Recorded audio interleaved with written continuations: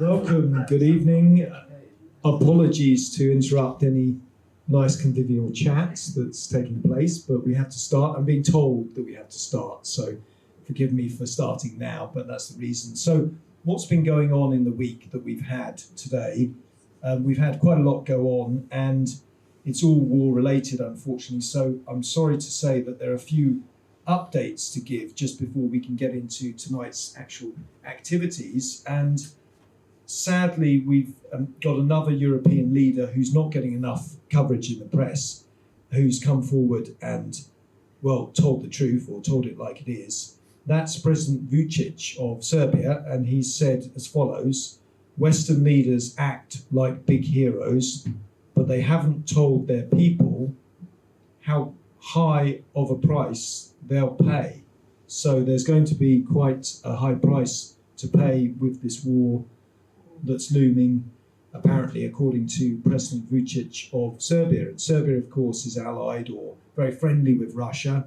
Culturally, they're very closely linked. And Serbia is part of this sliver of countries, which I'm sure that we may well be aware, but ought to be said, exists in the centre of Europe, Middle Europe, as the Germans might say, which consists of countries that are well aware that this NATO project, this pro-war project, is not in their country's interests and not in the interests of their people. So those countries include Serbia, of course, Hungary, and also Slovakia. Now, also other developments which we're aware of. Recently, Robert Fico, the Prime Minister of Slovakia, unfortunately there was an attempted assassination, and wasn't that horrific, but of course it could well be connected with what's going on. We may not be able to prove that, but it's interesting that the anti-war leaders come under attack, but the pro-war leaders don't, it would appear. I'm not aware of any assassination attempts on any leaders that are doing NATO's bidding. So yes, Vučić went further. He actually, so again, the Serbian president, he actually stated major war will be occurring within 3 to 4 months. There's an interview in English which can be found on all the main social media channels, I'm sure. And he was very clear that essentially it is a train that's heading out of control, and this is where we are presently headed. So this is very serious warnings that are being given by other leaders, but not our own, and not being told properly in our mainstream press here in the western part of Europe.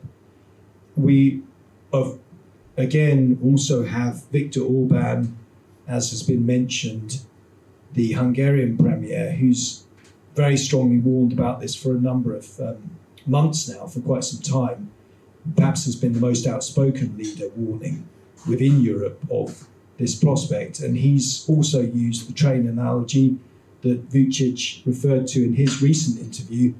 And Viktor Orban actually said it's the European train heading toward war.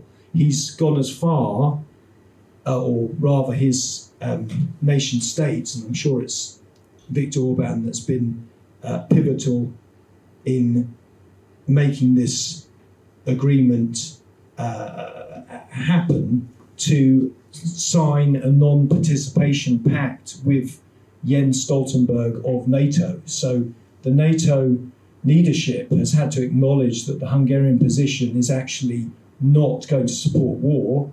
Therefore, accordingly, they have to manage some kind of political get-out or resolution to that, and that's led to a non-participation pact. So, in effect, it could be said that that Viktor Orban and Hungary has effectively withdrawn from the NATO project, or they're taking a neutral position. And that's been a recent development here in the last week as well. We also have had the passing of the bill to automatically register young men in the United States for active service. So, in effect, we have, and this is the National Defense Authorization Act, or NDAA, which was passed on the 14th of June, so very recently, which would make it automatic to enrol young men between the ages of 18 and 26 for service with the US military, effectively conscription. And that will apply to all US citizens wherever they are in the world, but it would also apply to all male citizens, all males within the United States. So if you're a male that's there visiting, you might have a passport or be a citizen of another state, and the US declares war, and that's activated, then you could find yourself conscripted even if you're not a US citizen. Yes, so it shows how serious ramifications of this could be.